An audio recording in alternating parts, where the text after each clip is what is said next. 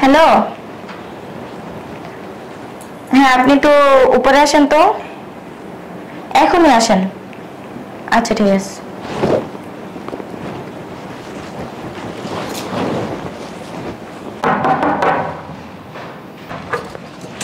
আসো, ভিতরে আসো, বসো বসো। আচ্ছা বাবা, তুমি এইখানেই কেন চাকরিটা নিলা বলো? তুমি যে এইখানে চাকরি নিছো, এটা যদি কেউ জানে, বুঝো আমার মান সম্মান থাকবে? আর তোমার জামাইকে আমারে রাখবে? বলো সমস্যা কি? সমস্যা কি তুমি বুঝো না?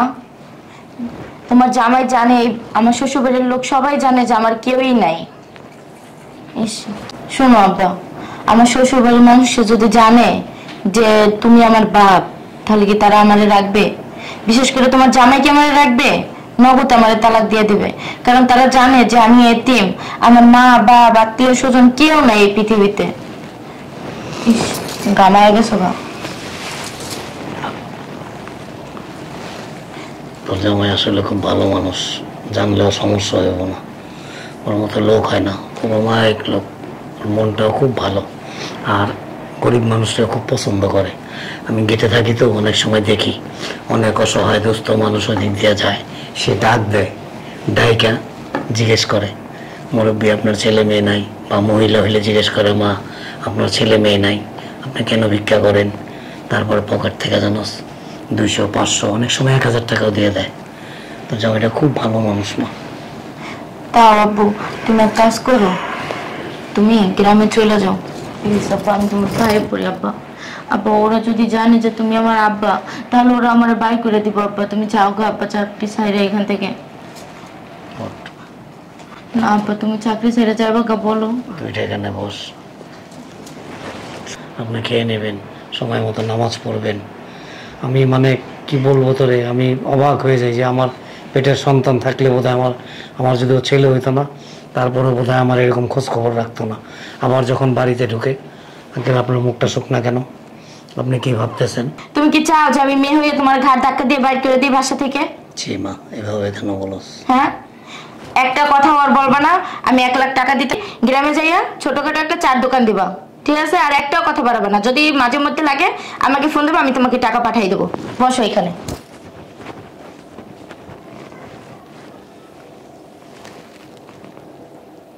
মায়া আমার ভুল বুঝতেছে। মায়াটা একটাবার চিন্তা করে না আমার বাবার তো পৃথিবীতে আর কেউ নাই। আমার বাবা আমারে দেখার জন্য এখানে দারোয়ানি চাকরি করতেছে, আর এই মেয়ে আমারে দূরে সরাই দিতে চায়। আরে মারে, তুই একদিন মা হ, তারপরে বুঝবি। ধরো, এখানে পুরো 1 লাখ টাকা আছে। আর যদি মাঝে মধ্যে টাকা লাগে আমার ফোন দেবো, আমি তোমার পাঠিয়ে দেবো। নাও যাও, বেরো। টাকা দিয়ে কি করুন? যাও, তোমার কি বললাম তুমি শোনো নাই?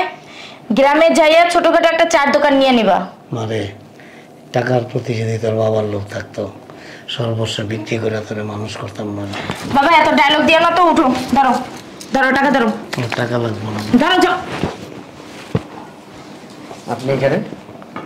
না মানে যে একটু পানি পিপাসা লাগছে তো, পানি খাওয়ার জন্য আসছিলাম। পানি খাওয়ার জন্য আসছেন মানে? আপনার নিচে আমি ফিল্টার কিনে দিছি, ফিল্টারে ঠান্ডা হবে পানি, এটা আমি সিস্টেম করে দিছি। আপনি ঘরের ভিতরে আসছেন কেন? না মানে খুব খিদা লাগছিল, ওইখানে তার খাবার নাই। আমি বলছিলাম যে মা আমাকে একটু খাবার থাকলে। এই আপনারা চুপ করেন, যান এখান থেকে। ঠিক আছে, যান। দাঁড়ান আপনি এখানে।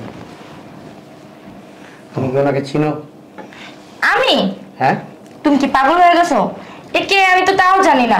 আয়শা বলতেছে যে মা আমার ক্ষুধা লাগছে, আমার কিছু খাইতে দাও।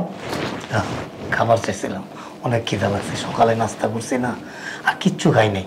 তারপরে ভাবলাম যে বলছে মা আমার কটা খাবার দিবেন। এই ঘরে কিছু নাই, আপনি দোকান থেকে কিছু আনাই খায়েন, যান যান। দাঁড়ান দাঁড়ান, সত্যি করে বলো উনি কে? হ্যাঁ, সত্যি করে বলো উনি কে? আমি বলবো? হ্যাঁ তুমি বলবা। কি বলবো? উনি কে সেটা বলবা। উনি কে আমি তো নিজেই জানি না। আপনি চিনেন? না স্যার, আমি কখনো দেখিনি আর কোনো সময়। দেখেন নাই? না স্যার। চিনেন না? না স্যার, স্যার গেট খালি। আমি জানো। এখানে দাঁড়ান, আপনি চুপ করে। তুমি বারবার আটকাইতেছো কেন? কত দামি দামি গাছ, যদি নিয়ে যায় কেউ। এই জানতো আপনি, জান। আমি ড্রাইভারকে বসায় রেখে আসছি। গেটের সামনে ড্রাইভার বসে আছে করি। জি স্যার। বল ওই লোককে স্যার আপনি জানো দিকে বল স্যার বল স্যার তুমি মারতেছো কেন?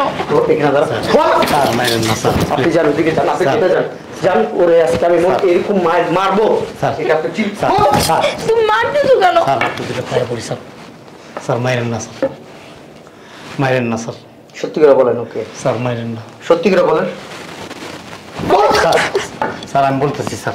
আমি তোরে মারতেছি এই লোকটা আমার পায়ে ধরতেছে নিশ্চয়ই কোনো তোর সম্পর্ক আছে এই লোকের সাথে বল বলবি স্যার মাইরেন না sir. Sir please sir. Sir আমি চাকরি ছেড়ে চলে যাবো স্যার। স্যার মাইরেন না স্যার। তো বলবেন না সুন্দর করে sir sir please sir. Sir মাইরেন না স্যার। দাঁড়া স্যার দাঁড়া স্যার এই বল স্যার আপনি দুটো পায়ে পড়ি স্যার, মাইরেন না স্যার। আপনি এত কষ্ট লাগতেছে কেন স্যার আমার আপনার এত কষ্ট লাগতেছে কেন আমার ওয়াইফের জন্য সেটা বলেন স্যার আমার মেয়ের মতো তো স্যার। আপনার মেয়ের মতো জি স্যার। এই জন্য আপনার মায়া লাগতেছে জি স্যার স্যার। আপনি গেটে যান স্যার গেটে স্যার কেউ নাই যান স্যার কাজ করি সিকিউরিটি সিকিউরিটির মতো থাকবে কাজের লোক, স্যার। বেশি নাক গলাবেন না স্যার। মাইরেন স্যার। বল এদিকে এদিকে বল তুমি মারতেছো কেন আমারে? বল কে স্যার স্যার আমি আপনার সাথে ওর সম্পর্ক কি আমি জানতে চাচ্ছি আপনি কি চান ওকে আমি এই মুহূর্তে ডিভোর্স দিব আমি 3 গুনবো 3 এর ভিতরে যদি না বলেন আমার মুখ দিয়া তালাক কথাটা আমি বইলা দিব তুমি কি পাগল হয়ে গেছো? স্যার মাইরেন না স্যার। স্যার এক স্যার এই শোনো না, তুমি তুমি এমন করতেছো কেন? স্যার আমি বলতেছি স্যার আমার মেয়ে স্যার।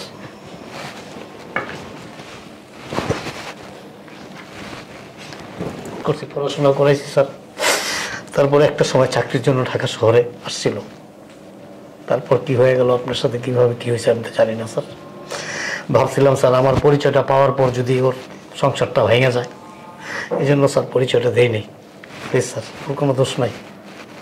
তুই আমার কি বলছিলি কি বলছিলি তুই আমার বল তুই নিজেই বল আমি কিচ্ছু বলতে চাই না তোর বাবার সামনে তুই সব বল সব বল তুই কি বলছিলি নষ্ট করে ফেলছিস আসলে তুমি আমার ভুল বুঝো না, আমার মাফ দাঁড়া করো। তুই দাঁড়া স্যার তুই দাঁড়া তুই আমার কি বলছস তোর বাবা মা ভাই বোন আত্মীয় স্বজন এই দুনিয়াতে কেউ নাই আমার বাবা স্যার এই পৃথিবীতে আর কেউ নেই, এটা সত্যি হতে। কিন্তু দেখো আমি তোমার খুব ভালোবেসে ফেলাইছি, আর তুমি যদি জানতো যে আমার বাপ মা গরিব তাহলে কি তুমি আমার কোনোদিনই অ্যাকসেপ্ট করতা?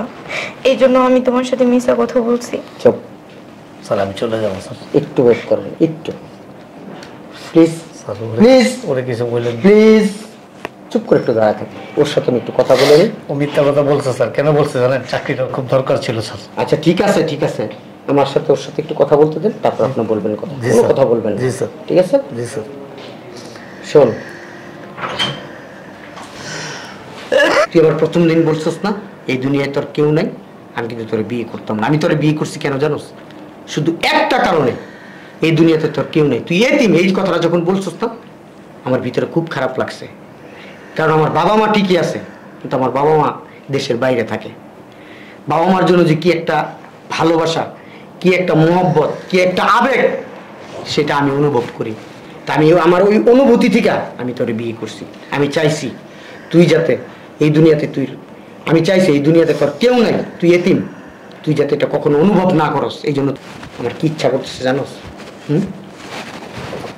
আসলে তুমি আমার ভুল বুঝো না প্লিজ।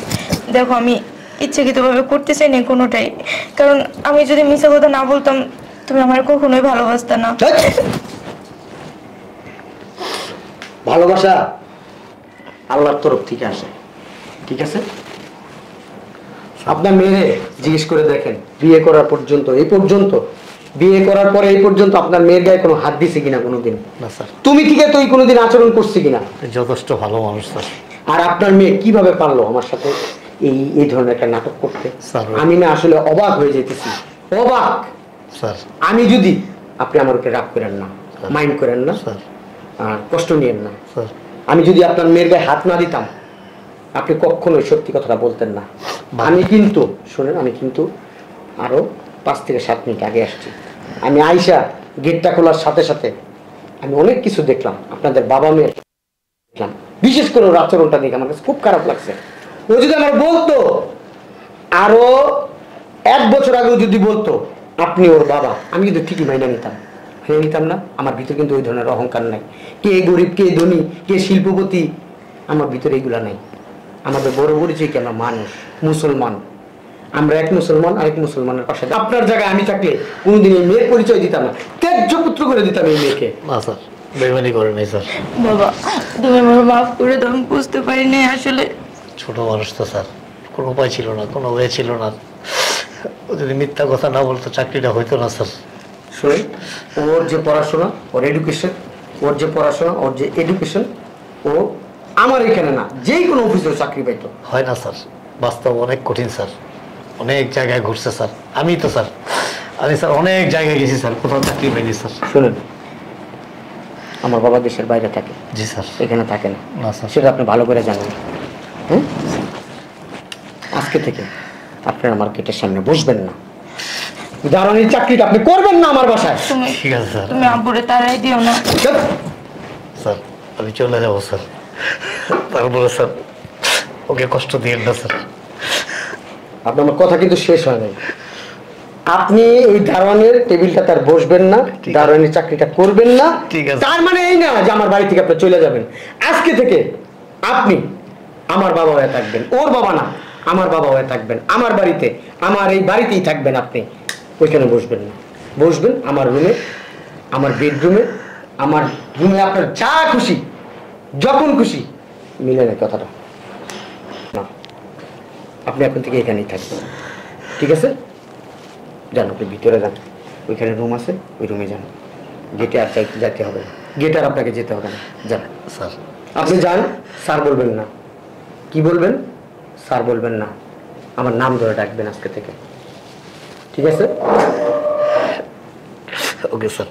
আবার আসলে দীর্ঘদিনের অভ্যাস তো, ঠিক হয়ে যাবে দাঁড়ান এখানে একটু, আপনাকে একটু সালাম করে নিয়ে স্যার। আপনি আমার বাবা, কান্না করবেন না, কান্না করবেন না। আব্বারে দিয়ে আসো, স্যার যাও। You are really very gentleman sir, thank you sir. Sir বলবেন না। আপু তুমি আমার মাফ করে দিও, আমি বুঝতে পারিনি আসলে।